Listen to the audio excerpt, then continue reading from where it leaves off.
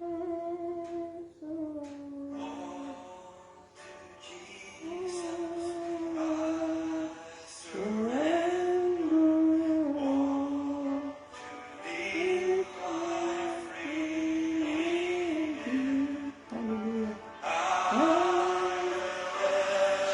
shalom, shalom. Alléluia. Oh, gloire à Jésus. Gloire au roi de gloire. Gloire au souverain pasteur.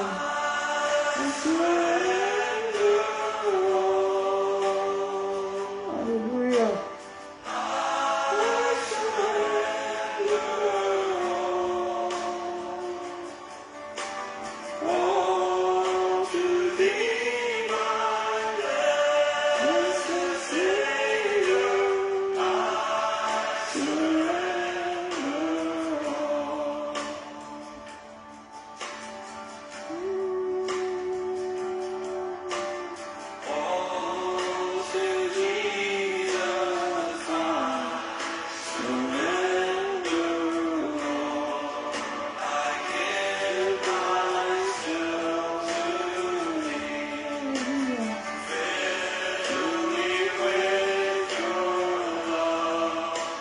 Alléluia. Tu es bon. Alléluia.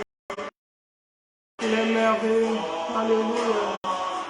Il nous accorde encore le temps d'être là aujourd'hui. Nous le bénissons. Nous lui donnons toute la gloire qu'il mérite. Alléluia. Nous donne à l'année de Dieu.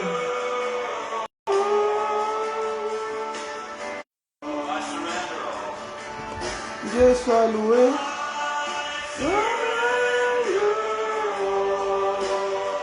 Qu'il soit béni le Seigneur de l'univers. Je soumets toute la puissance. Alléluia. Shalom, shalom. En live ou en différé. Voilà, nous sommes là par la grâce de Dieu pour notre programme, notre live de... Voilà, nous avons eu quelques soucis techniques, mais nous sommes là. Je disais que nous sommes là pour notre rendez-vous de chaque samedi, notre live de chaque samedi, comme nous avons l'habitude de le faire. Et aujourd'hui, nous avons mis un thème, prenez garde à vous-même. Prenez garde à vous-même, c'est le thème que nous allons partager aujourd'hui par la grâce de Dieu. Pendant que j'ai médité un peu la parole de Dieu, le Seigneur a commencé à me mettre à cœur de venir partager ce message avec nos bien-aimés.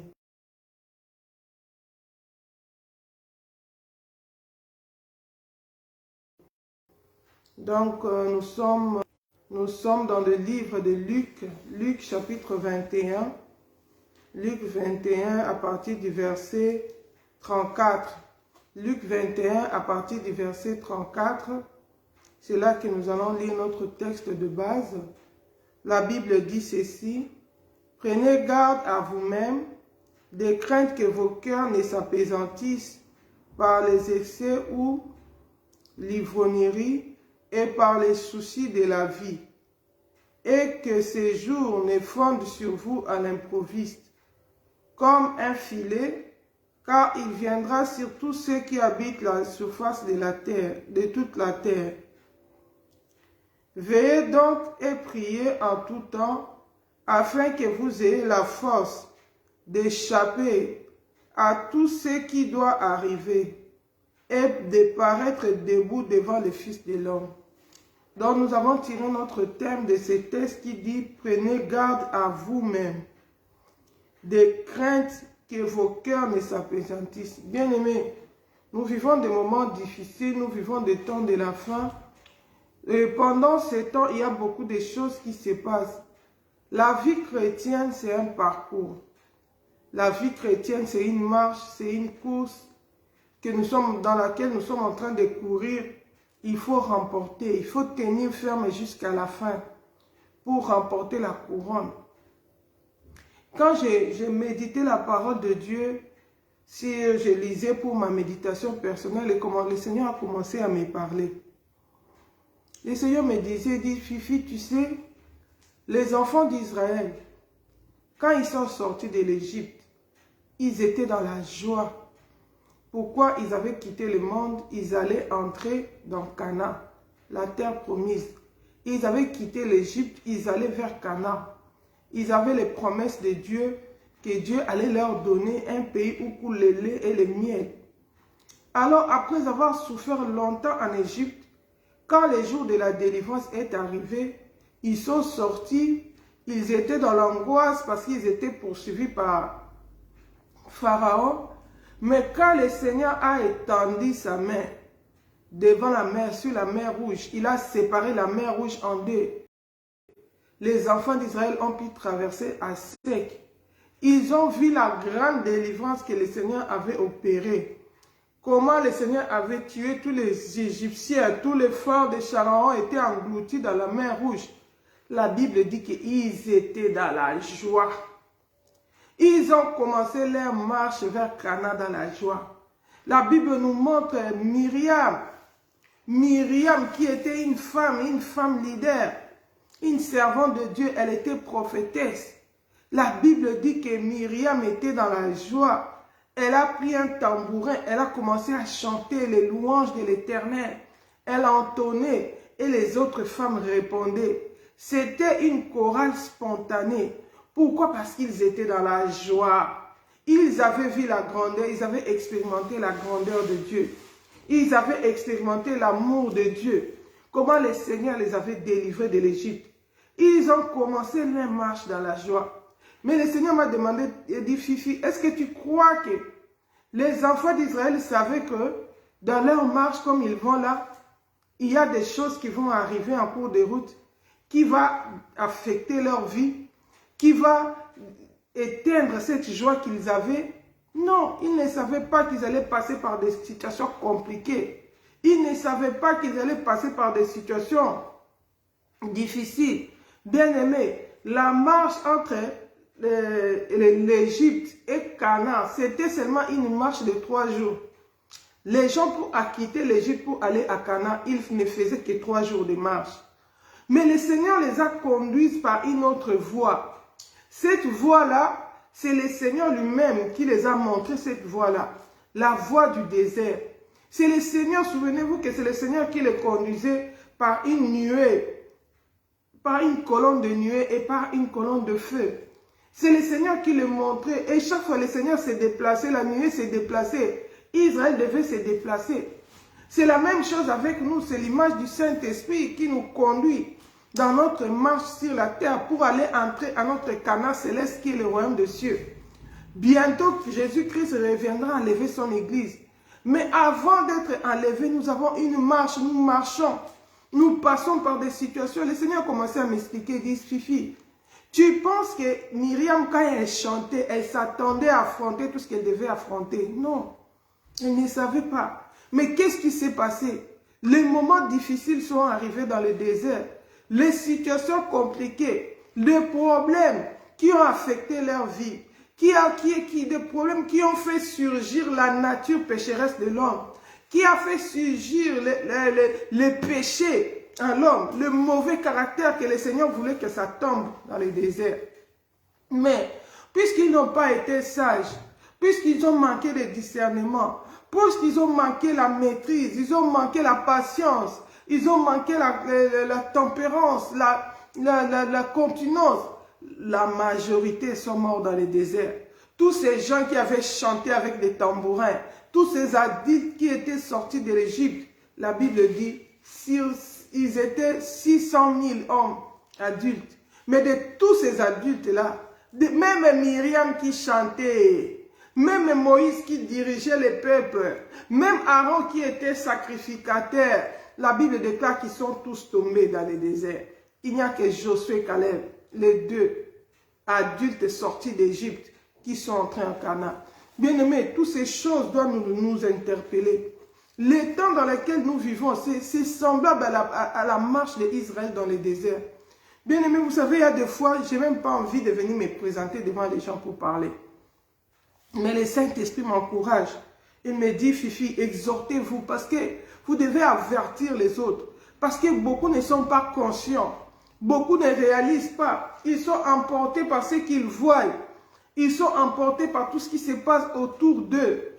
Ils sont emportés par tout ce qui est, hey, un tel a fait ceci. Bien aimé, j'aime beaucoup me poser la question quand on m'apprend qu'un tel a fait ceci. Je dis, bon, c'est bien, un tel a fait ceci, mais moi j'ai fait quoi? C'est pourquoi j'ai déclaré dans ma page Facebook, j'ai dit, je refuse d'être professionnel des autres. Bien aimé, être professionnel des autres, c'est une distraction de ces temps. C'est une distraction du temps de la fin. C'est une stratégie de l'ennemi pour nous faire quitter la présence de Dieu. Alléluia, shalom, ma soeur Brigitte, sois bénie. C'est une distraction de l'ennemi pour nous faire quitter la présence de Dieu. Bien aimé, le temps où nous sommes est caractérisé par beaucoup de déceptions. Le temps où nous sommes est caractérisé par beaucoup de situations. Si tu n'es pas sage, tu vas tomber dans le piège de l'ennemi. Il y a beaucoup de déceptions qui se passent. Il y a beaucoup de choses qui se font dans le monde. Et le diable passe par ces choses pour nous distraire. Le diable passe par ces choses pour nous amener dans le péché. Pour nous faire quitter la présence de Dieu. Pour nous faire oublier notre objectif. C'est pourquoi la Bible dit, prenez garde à vous-même. Ne prends pas garde d'abord à l'autre. Mais prends d'abord garde à toi-même. Shalom, ma soeur Sandra. Prends d'abord garde à toi-même. Veille d'abord sur toi-même. Hein? Prenez garde à vous-même. De crainte que vos cœurs ne s'appesantissent par les excès de manger et de boire. Bien aimé, si la terre des hommes, qu'est-ce qu'il y a? On se préoccupe, je vais manger quoi? Comment je vais m'habiller? Comment je vais me nourrir? De quoi sera fait mon lendemain? Je me préoccupe de mon avenir. Et la Bible dit, prends garde que tu t'appesantisses. S'appesantir, c'est se fatiguer. Hein? Tu perds de force, tu t'affaiblis sans te rendre compte. Tu es concentré seulement à manger. Bien-aimé, des temps comme ceci, ce sont des temps où il faut aller dans des jeûnes multipliés dans la présence de Dieu. Il faut rechercher la face de Dieu. Pourquoi? Pour avoir la force de tenir ferme. Le Seigneur me dit, Myriam ne pensait pas qu'elle allait tomber dans le désert. Elle était dans la joie. Elle adorait le Seigneur, elle chantait des cantiques. Mais elle ne savait pas que les épreuves allaient venir. Bien-aimé, les épreuves, ça affecte la vie de l'homme. Les situations, ça compliqué, ça fait sortir la nature de l'homme, la nature pécheresse. Si tu ne fais pas attention, tu vas te retrouver dans ce que j'ai contre toi, c'est que tu as abandonné ton premier amour. Tu vas entrer dans la distraction. Pourquoi? Il y a tellement de choses qui nous préoccupent. D'autres sont préoccupés par les manger. D'autres sont préoccupés par les boire. Il y en a qui passent leur temps dans l'ivrognerie. Même d'autres qui ne se saoulent pas, mais qui boivent trop.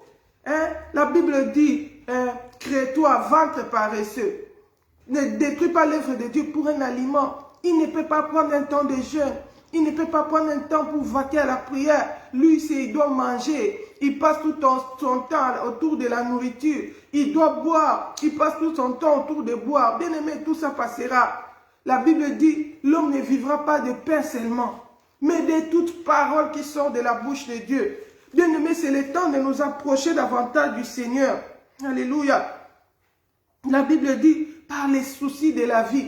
Bien aimé, la vie a ses exigences. La vie a ses défis. La vie a ses ambitions. La vie a ses préoccupations.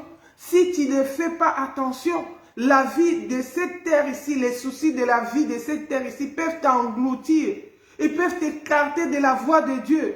Ils peuvent t'empêcher d'hériter le royaume des cieux. Tu seras préoccupé. Aujourd'hui, beaucoup de gens souffrent de beaucoup de maladies à cause des soucis de la vie. À cause des inquiétudes de la vie. Oh, on dit ceci, les news disent ceci, mais quel sera mon avenir?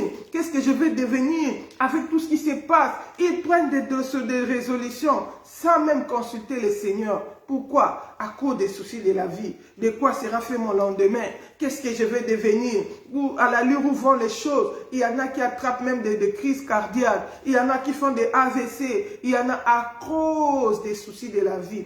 Or que la vie que nous avons sur la terre, c'est une vie passagère. La vraie vie nous attend dans l'éternité. Nous devons veiller sur nos âmes.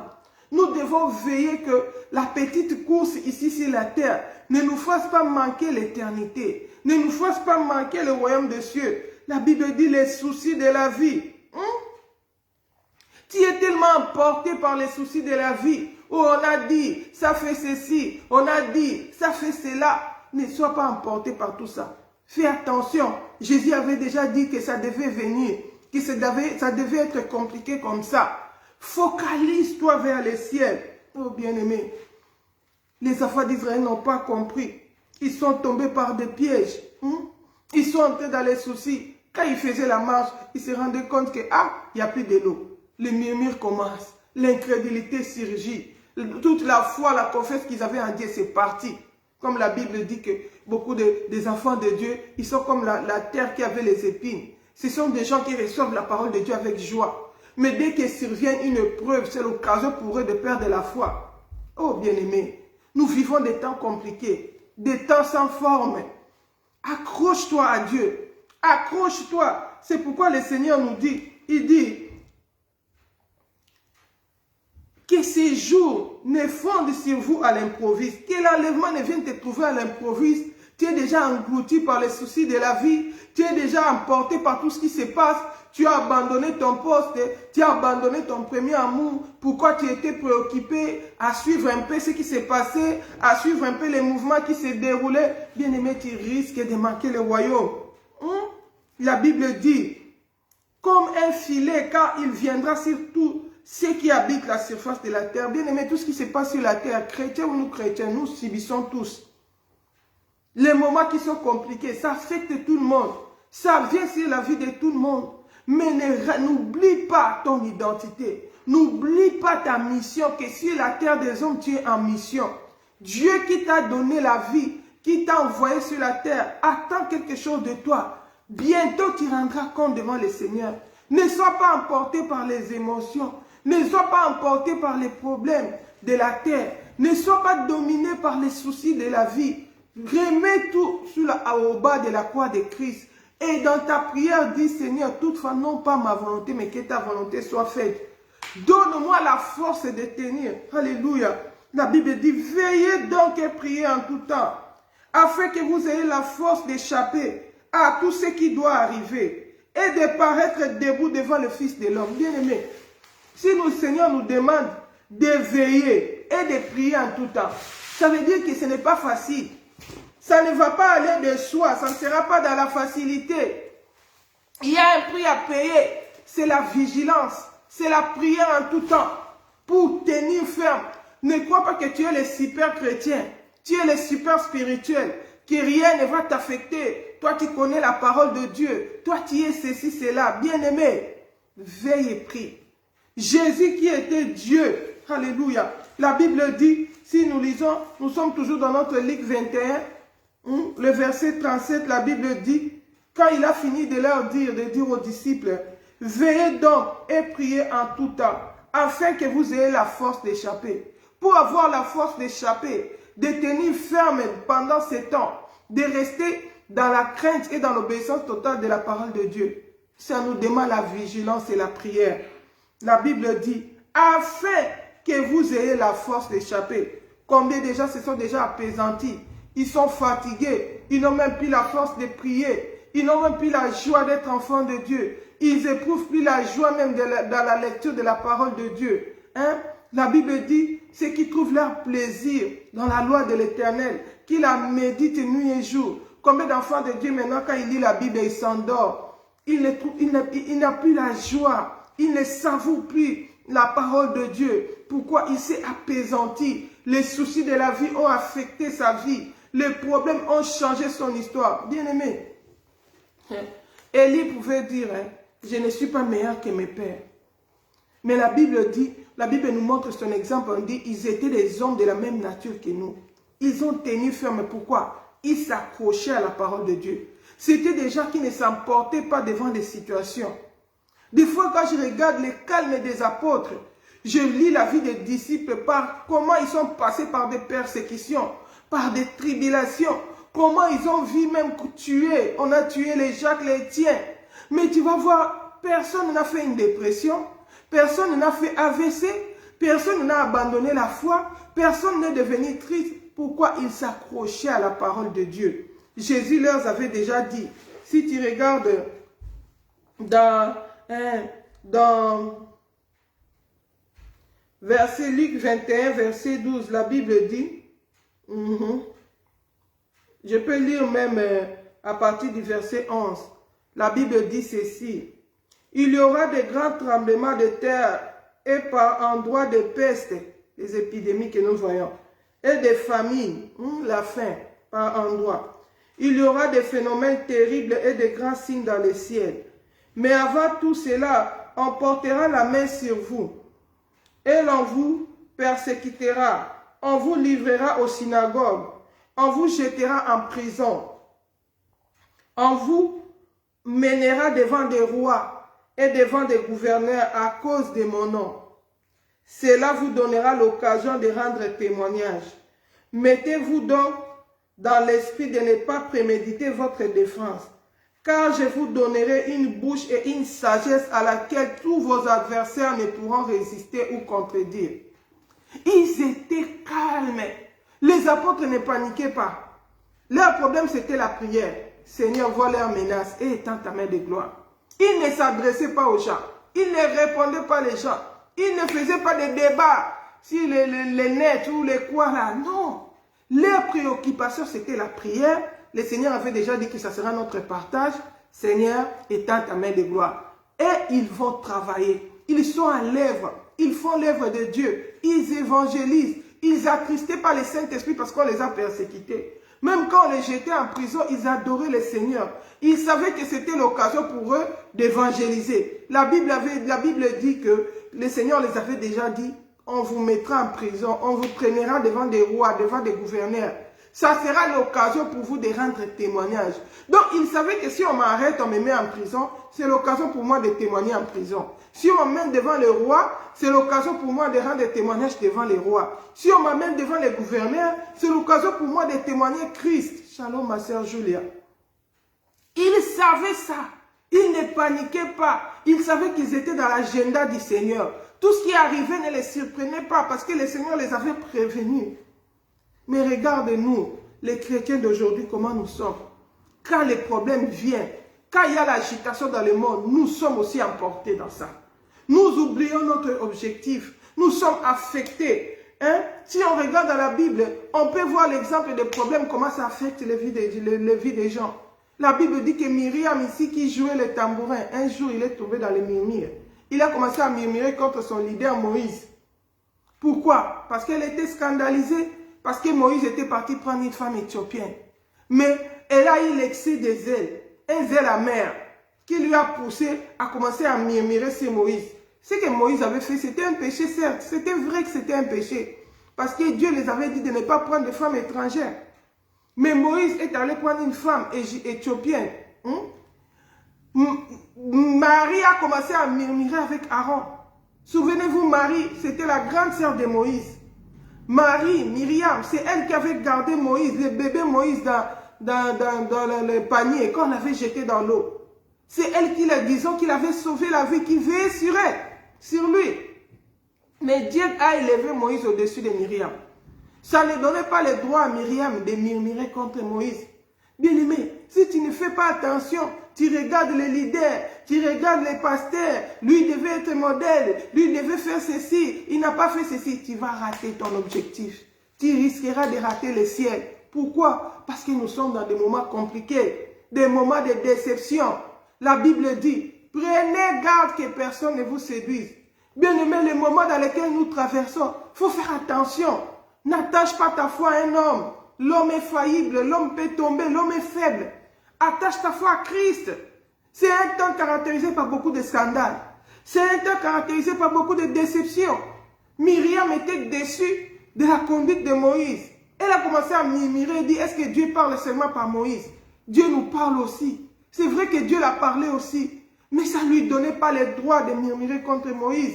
La Bible dit que la colère de Dieu s'est enflammée sur Myriam. Elle a été frappée de lèpre. Il fallait que Moïse aille encore intercéder pour elle. Moïse était mis de compassion sur sa sœur. Il est parti intercéder pour elle pour que le Seigneur enlève la lèpre. Mais si on regarde la marche, elle n'a pas achevé la course. Elle est tombée, elle est morte dans le désert. Pourquoi? À cause des circonstances de la vie. Mais c'était une femme enthousiasmée. C'était une femme qui aimait le Seigneur. C'était une femme qui était zélée. elle a montré son zèle, elle a soutenu le ministère de Moïse, elle a pris soin de l'homme de Dieu. Mais elle est tombée dans le désert, malgré sa bonne volonté, à cause des circonstances de la vie, à cause des choses qui sont arrivées. Faisons attention. Bien-aimé, veillons. Bien-aimé, ne fais pas attention à tout ce qui se passe tout autour de toi. Focalise-toi sur Christ. Les temps sont mauvais. Il y aura de plus en plus de scandales. Il y aura de plus en plus de déceptions. Mais accroche-toi à Christ. Alléluia. La Bible dit, le Seigneur a dit, leur cœur, le cœur des hommes. Et pourquoi la Bible dit, veille sur ton cœur. Proverbe 4, versets 23 à 27. La Bible dit, garde ton cœur plus que toute autre chose, car de lui vient les sources de la vie. Bien-aimés, autant nous sommes, nous devons veiller sur nos cœurs. Ne laisse pas que ton cœur soit affecté par les choses des circonstances de la vie. Que tu es, que tu n'es pas, rends grâce à Dieu. Que tu reçoives l'amour, que tu reçoives les rejet, rends grâce à Dieu, continue la marche. Si quelqu'un te fait du bien, ça veut dire que le Seigneur a permis qu'il te fasse du bien. Rends grâce à Dieu. Si quelqu'un te fait du mal, ça veut dire que le Seigneur a permis qu'il te fasse du mal. Rends grâce à Dieu. Continue la marche parce que Jésus-Christ est en train de revenir. Ne tombe pas dans les pièges du diable. La Bible dit, personne ne peut nous faire du bien si cela ne lui est donné à partir du ciel. C'est Dieu qui produit en nous le vouloir et le faire. Alléluia. La Bible dit, si tu ne fais pas attention, tu ne veilles pas sur ton cœur, tu ne prends pas garde, tu ne veilles pas dans la prière, tu risques de devenir incrédule. Tu risques de devenir incrédule. Aujourd'hui, combien de gens ont abandonné la foi parce qu'il a vu un tel faire tel scandale, parce qu'il a vu un tel faire telle chose. Il abandonne la foi. Il abandonne son premier amour. Il abandonne les recommandations du Seigneur. Un tel a fait ça, gloire à Dieu. Si tu le vois dans les péchés, prie pour lui pour que le Seigneur... la Bible dit, si tu vois ton frère commettre un péché, prie pour lui. Prie pour lui pour que le Seigneur il puisse rencontrer la repentance, qu'il puisse revenir dans le droit chemin. Mais veille ici ta propre marche. Alléluia. Toi, ne quitte pas ta place. Toi, n'abandonne pas ta foi parce que ton frère est tombé, parce qu'il y a eu tel problème, parce que tu as vu ceci. Bien-aimé, nous vivons des temps compliqués. Alléluia. La Bible dit dans Hébreux chapitre 3, verset 12. Je vais lire la parole de Dieu dans le livre de Hébreux 3, verset 12. La Bible dit ceci. Hébreux 3, verset 12. La Bible dit, prenez donc garde, frères, que personne parmi vous n'ait un cœur méchant et incrédule, au point de se détourner du Dieu vivant.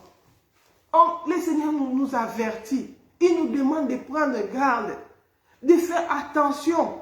Pourquoi? Parce que nous commençons à être entraînés par ce qui se passe dans le monde. La marche chrétienne n'est pas facile. La marche vers le ciel n'est pas facile. Il y a beaucoup de choses qui surgissent. Les enfants d'Israël, ils avaient rencontré la famine. Ils ont rencontré la famine. Ils ont rencontré la soif. Dans les eaux de Mara, ils ont murmuré parce qu'ils avaient soif. Ils ont rencontré la famine. Ils ont rencontré des serpents brûlants. Ils ont rencontré beaucoup des épreuves. Il y en a qui se sont révoltés. Dieu a ouvert la terre qui les a engloutis. Ils avaient bien commencé. Mais au cours de la marche, il y a eu beaucoup de choses qui se sont passées. Si tu ne veilles pas, tu peux devenir incrédule. Ton cœur peut s'endurcir. La Bible dit, prenez donc garde, frères, que personne parmi vous n'ait un cœur méchant et incrédule, au point de se détourner du Dieu vivant. Mais exhortez-vous chaque jour, aussi longtemps qu'on peut dire, aujourd'hui, afin qu'aucun de vous ne s'endurcisse par la séduction du péché. Bien-aimés, dans le monde, il y a la séduction du péché. Il y a la séduction. Quelqu'un qui tombe, qui ne veut pas tomber seul, il va t'entraîner avec lui. Ah, tu vas continuer à obéir, comme la femme de Job. Pourquoi tu restes intègre devant le Seigneur? Tu continues à le craindre. Après tout ce qui est arrivé dans ta vie, si Dieu t'aimait, il allait tuer tes enfants, il allait prendre tous tes biens. Regarde partout, tu tiens le Seigneur, mais regarde les souffrances dans lesquelles tu passes. Si le Seigneur t'aimait, tu restes toujours intègre. Maudit Dieu et mère, bien-aimé, il y a beaucoup de gens qui sont comme ça, qui nous entraînent dans les péchés. à cause des épreuves que nous traversons. Toi-même, tu es là, tu en dis, mais l'autre vient te pousser dans le mal. Il vient te pousser dans les péchés. Aujourd'hui, même si ta femme, même si ton mari, même si tes parents, ton frère, ta soeur, te poussent dans le mal, tu es ferme. Dis-lui comme Job, c'est Dieu qui donne, c'est Dieu qui ôte. Nous avons reçu de Dieu. S'il croit, nous rendons grâce. Même si tu passes par des épreuves, tu es ferme. Les temps sont courts. Le maître va bientôt revenir. Les temps sont compliqués. Jésus-Christ est à la porte. Nous devons veiller. La Bible dit, veille que ton cœur ne devienne pas incrédule. Bien aimé, les problèmes peuvent affecter la vie d'un homme. Ne te frappe pas la poitrine. Tu n'es pas meilleur que ceux qui sont tombés. La Bible dit, il faut recourir à la prière. Il faut méditer la parole de Dieu. Serre la parole de Dieu dans les tables de ton cœur pour que tu ne pêches pas. Veille, sois vigilant et prie. Job était vigilant. Sa femme l'a poussé dans le péché. Il dit, maudit Dieu et mère. Combien de gens tu étais dans la sainteté? Tu craignais le Seigneur. Tu as passé par beaucoup d'épreuves, tu as tenu ferme. Mais quand l'influence est arrivée des autres, tu as cédé.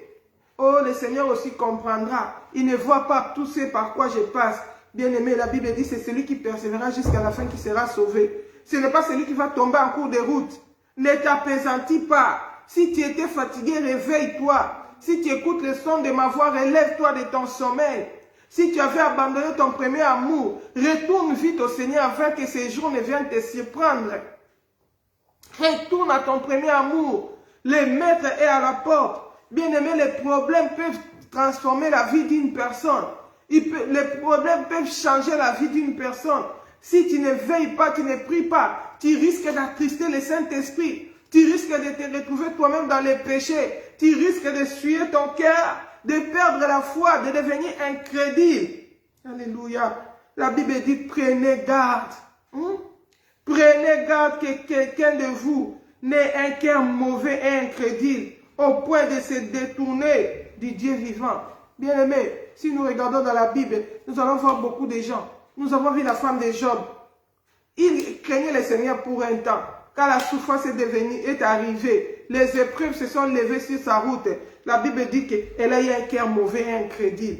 Elle s'est détournée du Dieu vivant. Elle a même poussé son mari à pécher contre le Seigneur. Combien de femmes de serviteurs de Dieu aujourd'hui persécutent les hommes de Dieu, poussent leur mari dans les péchés à cause de leur orgueil, à cause de leurs intérêts qui sont touchés, parce qu'on ne m'aime pas dans cette église-là, parce qu'on est allé me calomnier, maman pasteur, parce qu'on me persécute, parce qu'on me rejette. Bien-aimé, ne pousse pas ton mari dans les péchés. Ne deviens pas mauvais toi-même, n'es pas un cœur mauvais, parce que tu passes par des épreuves. Peut-être tu es passé par des épreuves, de fidèles sont allés te calomnier. Peut-être tu es passé par des épreuves, au lieu de recevoir les soutiens. Les enfants de Dieu t'ont abandonné. Ils ont parlé mal de toi. Tu as été choqué. Tu as été blessé. Tu t'attendais à recevoir l'amour. Tu as reçu le rejet. Glorifie le Seigneur. Continue la marche. L'homme est l'homme. Le cœur de l'homme est torturé par-dessus tout. Les événements peuvent changer l'homme. Les circonstances de la vie peuvent faire sortir la nature du péché dans l'homme. C'est une lutte. C'est dans les épreuves qu'on comprend que je suis réellement brisé, je suis réellement d'un de nouveau, que j'ai vaincu tel péché, je suis délivré de tel péché. Bien-aimé, veille sur toi-même. Moi-même dans ma vie, dans mon parcours, je suis passé par certains événements qui m'avaient affecté. Et quand j'ai commencé à prier, même mon mari a remarqué, il a dit, ah chérie, j'ai remarqué que tu as repris encore telle habitude. Tel caractère, que ça faisait longtemps que je ne voyais pas ça en toi. Mais ça surgit. Pourquoi? À cause des épreuves, à cause des situations. La Bible dit, veille. Un vrai enfant de Dieu, quand tu remarques que la chair commence à surgir, tu iras directement dans la repentance. Tu vas directement dans la prière. Seigneur, brise-moi. Tel péché n'est pas encore tombé. Regarde, je me suis encore découvert dans ceci. Je me suis encore découvert dans ceci. Nous ne sommes pas arrivés. Nous devons traiter durement nos corps, de peur d'être rejetés. Tu es professionnel. Tout ce qui passe, tu commandes, tu dis, un tel a fait ceci, un tel a fait ceci. Tu ne sais pas que la Bible dit que la bouche qui parle trop ne manque pas de péché. Quand tu passes ton temps là à regarder les choses, toi-même tu t'éloignes de la volonté de Dieu. Toi-même tu deviens distrait. Tu te laisses engloutir par les soucis de la vie. Toi-même, tu n'es plus à ton poste. Ce que le Seigneur attend de toi, tu ne le donnes plus. Tu es seulement distrait à regarder tout ce qui se passe autour de toi, à commenter tout ce qui se passe autour de toi. Oh bien-aimé, Jésus-Christ revient. Fais attention. Les problèmes peuvent déformer les gens. Veille sur ton cœur. La Bible nous montre l'exemple de Naomi. Naomi, c'était une bonne femme qui était bien dans son foyer, avec son mari et ses 2 enfants. Elle a élevé ses enfants sont devenus même adultes. Mais à cause d'une épreuve, à cause de la famine qui est arrivée à Bethléem, elles ont pris la décision de partir dans le pays de Moab. Or que Moab, c'était un pays de malédiction. Pourquoi ils sont partis là-bas? À cause de la famine. Peut-être s'ils avaient consulté le Seigneur allait leur dire, n'allez pas.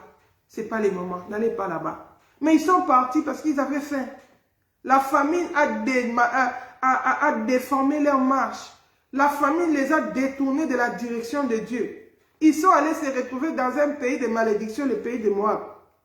Et là-bas, le mari est mort. Les enfants, elle est devenue veuve. Non seulement veuve, elle a perdu ses 2 enfants.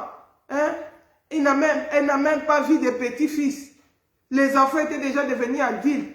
Elle voulait se réjouir de sa vieillesse, d'avoir ses petits-enfants entre ses mains. Elle n'a même pas eu cette occasion-là. Les enfants sont morts dans les pays étrangers.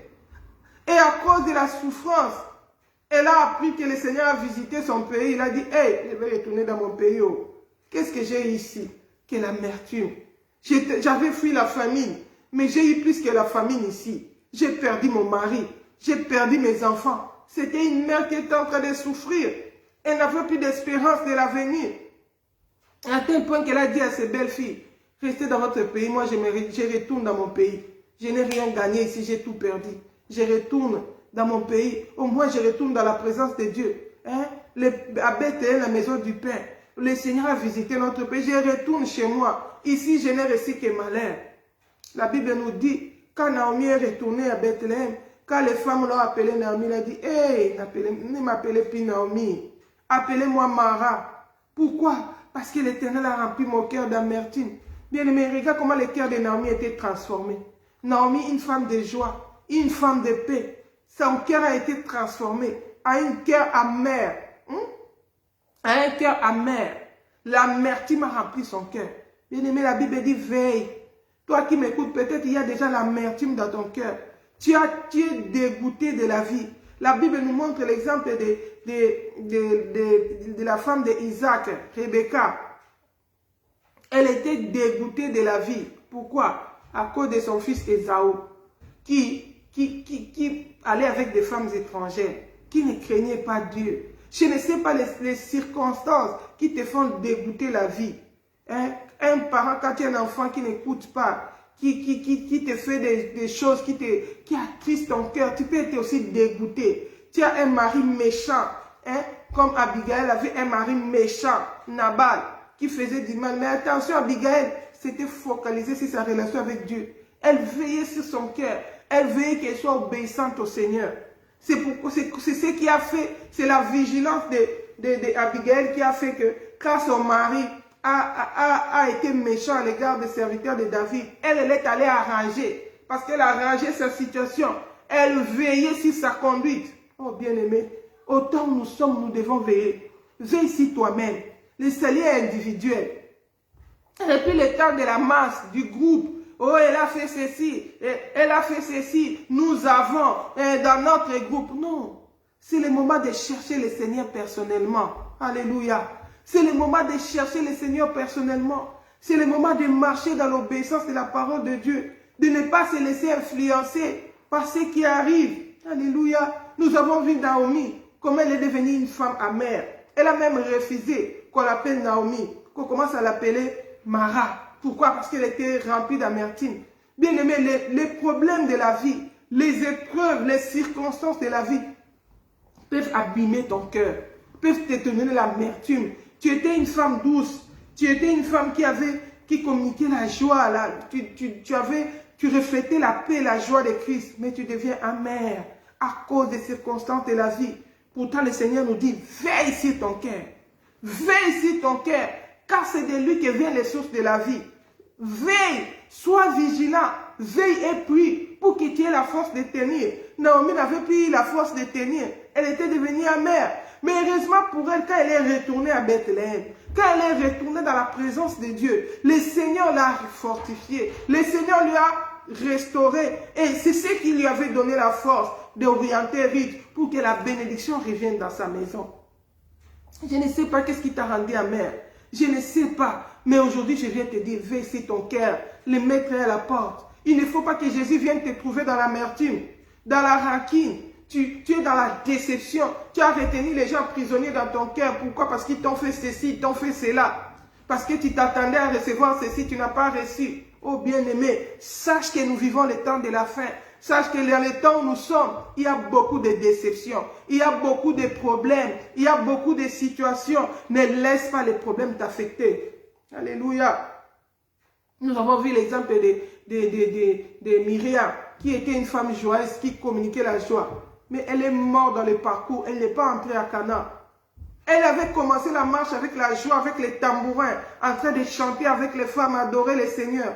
Mais elle est tombée en cours de route à cause des circonstances de la vie, à cause de ce qu'elle voyait autour d'elle, à cause des scandales de Moïse, à cause de ceci. Mais bien aimé, Moïse est entré au ciel. Moïse a hérité le ciel. La Bible dit que à la transfiguration, on avait vu Moïse et Élie. La personne que tu regardes là, que tu critiques, tu ne sais pas si demain il va se repentir, il va arranger avec Dieu. Veille ici ta propre marche. La Bible dit qu'il nous a établi juges. Les juges viennent bientôt, c'est Jésus le juge.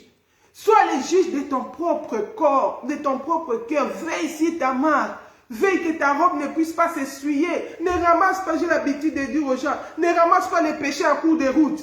Tout ce qui se passe, si tu t'intéresses, tu commentes, tu ramasses des péchés en cours de route pour rien.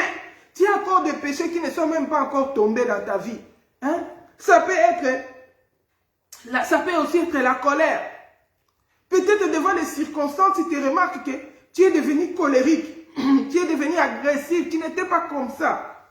Bien-aimé, traite d'abord ça parce que si Jésus vient te trouver dans cet état-là, tu vas en enfer, tu rates le ciel. Mais toi, tu vas te préoccuper de tout ce qui se passe aux alentours, tu ramasses les péchés de la rue. Oh bien-aimé, veille donc, la Bible dit, veille, prenez garde à vous-même, prends d'abord garde à toi-même. Arrache ta robe. Ici, si nous regardons dans Genèse 10, Genèse chapitre 30, versets 1 à 2, nous allons un peu lire l'histoire d'une femme ici. Qu'est-ce qui s'est passé? Comment elle est devenue colérique, agressive? Elle n'était pas comme ça au début. Mais à cause des situations, à cause des épreuves. Alléluia. Je vais lire la parole de Dieu dans Genèse. Dans Genèse chapitre 30. Versets 1 à 2, la Bible dit ceci. Lorsque Rachel vit qu'elle ne donnait pas d'enfant à Jacob, elle fut jalouse de sa sœur. Rachel dit à Jacob, donne-moi des fils, sinon je vais mourir. La colère de Jacob s'enflamma contre Rachel et il dit, suis-je donc à la place de Dieu qui t'empêche d'être féconde?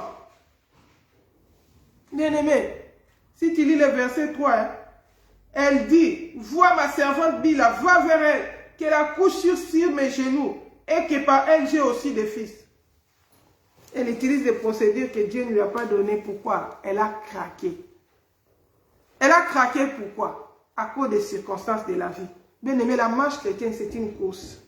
La vie chrétienne, c'est une marche.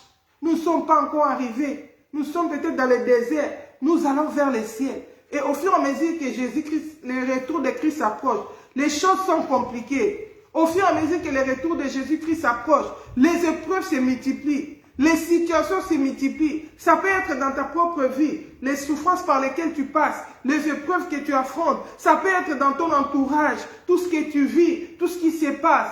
Ne te laisse pas affecter par tout ça. La Bible dit, veille sur ton cœur, que tu ne sois apaisanti par les soucis de la vie. Hein? Que tu ailles dans le sommeil, que tu te fatigues à cause des circonstances de la vie, à cause de manger, à cause du bois, à cause des soucis de la vie. Ici, c'est les soucis de la vie qui rattrapent Rachel. Rachel, c'était la femme de Jacob. C'est elle que Jacob aimait, puisqu'ils étaient dans un mariage. Dieu aimait Jacob, le cœur de Jacob, c'était pour Rachel. On lui a donné Léa, sa grande sœur, qui lui a fait même des enfants. Mais Jacob aimait beaucoup Rachel. La Bible dit qu'il a travaillé même 7 ans pour avoir Rachel. Parce que c'était la femme, c'était son coup de foudre, c'était la femme de son cœur. Mais malgré ça, il y a eu des problèmes qui ont rattrapé Rachel. Malgré l'amour qu'il recevait de son mari, le Seigneur l'a rendue stérile. Elle était stérile, elle ne pouvait pas avoir d'enfant. La Bible dit quand elle a remarqué qu'elle n'accouchait toujours pas, elle a craqué. Elle s'est irritée, elle est devenue jalouse. Tu sais, tu vois comment les épreuves, ça rattrape la vie de quelqu'un. C'est là que tu sauras si tu étais déjà délivré du péché de la jalousie. C'est là que tu sauras, quand tu vas voir les autres prospérer autour de toi, toi tu ne prospères pas. C'est là que tu sauras si tu n'es pas jalouse. Si tu as déjà vaincu la jalousie, quand tu marques même les centimes pour acheter des histoires, mais tu entends quelqu'un là-bas, et j'ai acheté ceci, j'ai acheté cela. Est-ce que ton cœur va se réjouir avec lui? Or, la Bible dit, réjouissez-vous avec ceux qui se réjouissent. Si toi tu manques, mais puisque le Seigneur lui a donné, elle se réjouit, tu dois te réjouir avec elle. Mais tu vas vérifier ton cœur, c'est dans les épreuves. C'est dans les moments où tu manques de tout, tu apprends que ta sœur a acheté ceci. Tu vas vérifier ton cœur, si ton cœur s'est réjoui, ou si ton cœur a été en colère, ou si ton cœur a été dans la jalousie. C'est là que tu sauras, j'ai déjà vaincu le péché de la jalousie. Sinon, il faut les traiter parce que si Jésus-Christ vient te trouver dans la jalousie, tu rates le ciel. Bien-aimé, le diable est occupé à nous distraire par tout ce qui se passe dans notre vie, par tout ce qui se passe autour de nous. Oh, bien-aimé, c'est une stratégie de l'ennemi pour nous faire manquer le ciel. Mais si tu n'es pas prudent, tu vas tomber dans ces filets-là. La Bible dit ces filets qui vont tomber sur toute la terre. Si tu n'es pas prudent, tu vas tomber dans tous ces pièges-là. Fais attention, Jésus-Christ est à la porte. Il est en train de venir. Veille sur ton cœur. Rachel n'a pas veillé sur son cœur. L'amertume et de la colère est entrée. Elle s'est irritée. Elle est partie agresser son mari. Il a attrapé son mari. Il a dit, donne-moi un fils ou des fils ou je meurs. La Bible dit, elle a communiqué la colère à l'homme. Quand la femme de Job est venue lui communiquer la désobéissance, Job a rejeté. Il est marié à féliciter. Il a gardé sa sainteté. Il n'a pas péché. Il n'a pas fait comme Adam qui avait mangé les fruits dans les jardins d'Éden. Lui, il a résisté. Il n'est pas tombé. Il est resté intègre. Alléluia. Mais ici, Jacob, nous les femmes, que le Seigneur nous aide. Que le Seigneur nous fasse grâce. Nous sommes facilement emportés par les émotions. Et souvent, nous poussons les autres au péché. La Bible dit, Rachel, agressivité.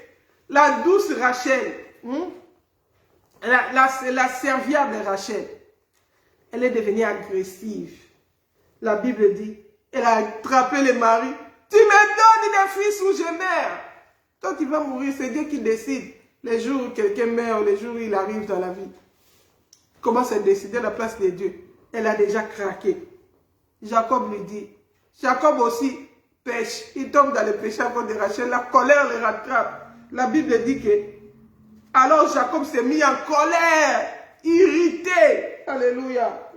La colère de Jacob s'enflamma sur Rachel. La colère de Jacob s'enflamme. Suis à la place de Dieu qui refuse de te donner un enfant, qui t'a rendu stérile. Oh, bien-aimé, regarde jusqu'au point où nous poussons les hommes. Pourquoi? Parce qu'il y a un problème, tu veux absolument que quelque chose se passe. Tu veux absolument que tu réagis. Tu veux absolument. Toi, tu n'es pas la réponse à tout. La réponse à tout, c'est Dieu. C'est lui qui a dit, venez à moi, vous tous qui êtes fatigués et chargés, je vous donnerai du repos. C'est Jésus-Christ de Nazareth.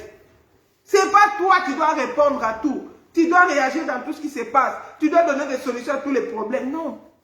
Des fois, les maîtres restent silencieux. Apprends aussi à garder silence dans l'épreuve. Non, il faut ça. Ça, c'est nous les femmes. Nous manquons la patience. Nous sommes agités comme des vents, des vagues. Réagis, réagis. Tu vois pas ça, fais ça. Tu dois réagir. Tu dois réagir. Des fois, le Seigneur veut seulement que nous gardons silence. Que nous ayons la patience dans l'épreuve. Mais nous nous emportons vite. Mais quand tu remarques que tu es comme ça, traite ça. Ne reste pas, bon, c'est ma manière, hein. Il m'a accepté comme ça, c'est ma manière. Si Jésus te trouve dans cette manière-là, tu rates le ciel. Veille sur ton cœur. Veille sur tes caractères. Bien aimé, il y a des jours où je n'ai même pas envie de venir dire. J'ai envie de rester un peu, Seigneur, brise un peu ici. J'ai remarqué ici, brise un peu ici. Le Seigneur dit, parle pour aider tes soeurs.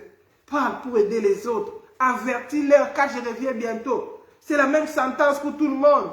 Alléluia. Les standards de Dieu ne peuvent pas changer ça. Alléluia. Ici, on voit Rachel qui devient agressive. Mais au départ, elle n'était pas agressive. Quand elle s'est mariée là dans la joie avec son mari, elle n'était pas agressive. Elle a patienté. Hein? On a travaillé, son mari a travaillé pour les avoir. Elle avait la patience. Mais quand il s'agissait de l'enfant, elle a craqué. Bien aimé, que les soucis de la vie ne te fassent pas craquer. Au point de devenir incrédule. Au point que tu te détournes du Dieu vivant. Tu te détournes du Seigneur. La Bible dit que tu es un mauvais cœur. Le cœur de Rachel n'était plus pur, c'était devenu mauvais. C'était un cœur rempli de jalousie. Pourquoi? Parce que ça s'est enfanté et elle pas. Son cœur était devenu incrédule. Elle ne croyait plus que le Seigneur pouvait lui donner des enfants. À tel point qu'elle a recouru à sa servante pour avoir les enfants. Oh bien-aimé, la Bible dit, Hébreux 3, verset 10, nous allons conclure, la Bible dit ceci.